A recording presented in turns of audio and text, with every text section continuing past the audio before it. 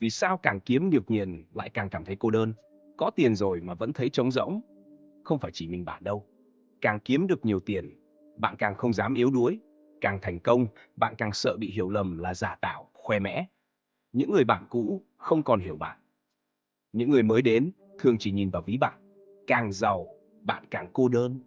Không vì tiền là tội lỗi, mà vì không ai còn thật lòng như lúc bạn chưa có gì. Tiền có thể mua rất nhiều thứ, nhưng không mua nổi ánh mắt không toan tính, không mua nổi cái ôm không đắn đo.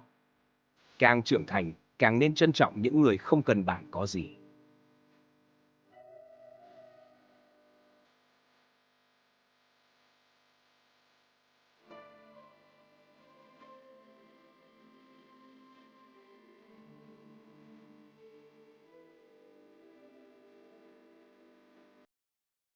Có tiền rồi mới hiểu, cô đơn nhất không phải là không ai bên cạnh, mà là chẳng còn ai thật lòng.